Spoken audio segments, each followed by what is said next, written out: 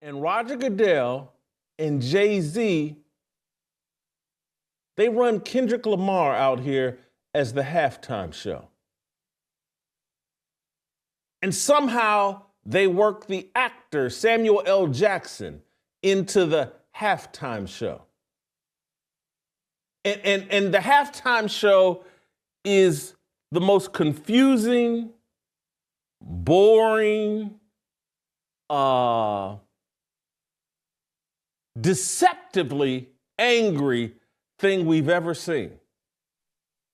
And people, 90% of the audience has no idea what Kendrick Lamar is saying, doing. They don't know his music. They don't know the songs. They can't.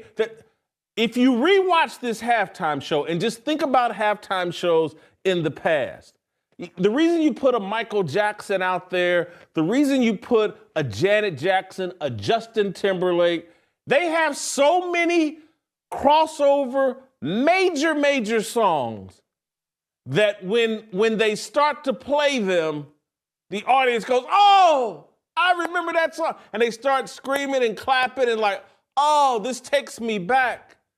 Oh, I can't wait for them to do 30, 45 seconds of that song."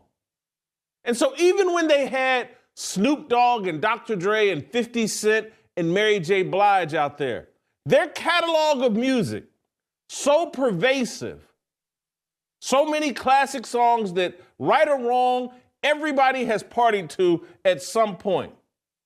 The biggest hick in the sticks knows Gin and Juice or, that garbage music that Dr. Dre puts out. And again, I know it all, used to love it all, dance to it all, but everybody knows that. So let me just stop this video real fast because I actually agree with Jason 100%.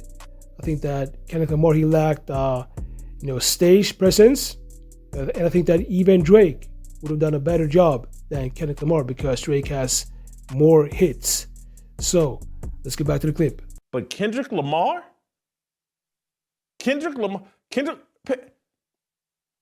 his most popular song is this Not Like Us. Most people don't know it.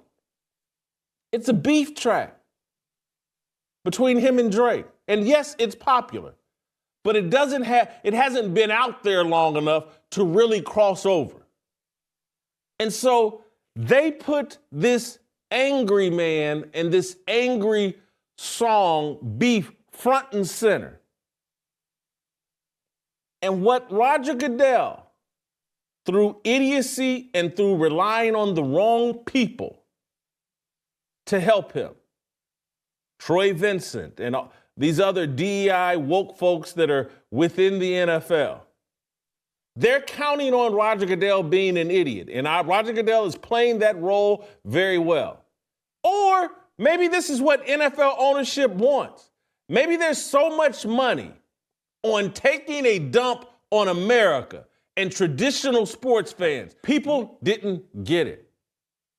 And so they intended for you to be asleep. They intended for you to be just as dumb as Roger Goodell, or maybe Roger Goodell's smart. I'm telling you, there's so much money in hating America that perhaps the NFL gave people exactly what they wanted. And so what we got was the NFL's version of Django Unchained. Samuel L. Jackson recreated his role in Django Unchained as Steven. And because they dressed it up in red, white, and blue, and there was no nudity and there was no obvious satanic messaging, it just went over a lot of people's heads. And look, even for someone like me, I didn't understand everything that was going on. I had to watch it in private a second time. And then I had to go do research to fully get it. It's like the whole Squid Games thing they had going on. I didn't get that upon initial review of it or initially watching it. We gotta appreciate Jason for actually refusing to hold his tongue, because the first thing that I was thinking about when I was watching the Super Bowl, I was thinking that the performance was lackluster and was, some songs that most people in the arena did not know what he was talking about.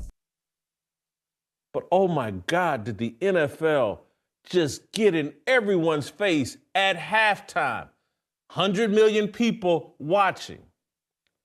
They just got in everyone's face using Samuel Jackson and Kendrick Lamar and said, "We hate America. We hate you." This was the NFL Unchained. Let me walk you through it. Because initially I thought Whitlock's doing too much. It wasn't all of that. That's not what happened. Yes, it is. This is what happens. Samuel L. Jackson, again, as I've already said, comes out and tells you, "Hey, I'm Uncle Sam." And what he's really saying, "No, I'm Steven from Django." That's the role, other than, I guess, Pulp Fiction. That's the role I'm most known for. And he went about promoting a subversive, anti-American agenda on all this. I'd have rather Kendrick Lamar come out in satanic clothing than this subversive, sneaky way that they injected a political agenda and a political point of view and were basically telling you adults, anybody over 45, this wasn't for you. They were speaking to your kids, and your kids knew what they were saying. Your kids know Squid Games. Hey, what's up, y'all? I want to thank you so much for tapping into my channel. I appreciate y'all so much. And the clip I did show y'all, that was Jason Whitlock, and he was basically reacting to Kendrick Lamar's performance at the Super Bowl. And he's saying that basically the performance was trash, and I gotta say that I agree with him 100%. Here's the thing, Kendrick Lamar, he's part of the top 3 when it comes to the biggest rappers today. We got J. Cole, we got Drake, and then we got Kendrick Lamar. You know, both Kendrick Lamar and J. Cole are both conscious rappers, so that's why I don't think that the Super Bowl should invite Kendrick Lamar or J. Cole to perform, because they don't have those hits. I think Kendrick Lamar's performance was lackluster. I think it was boring, and he had no stage presence. And the only good part of the whole performance was the dancers. But this was a horrible performance by Kendrick Lamar. So let me know what you think about this. Make sure to like this video, subscribe, and I'll see y'all in the next videos.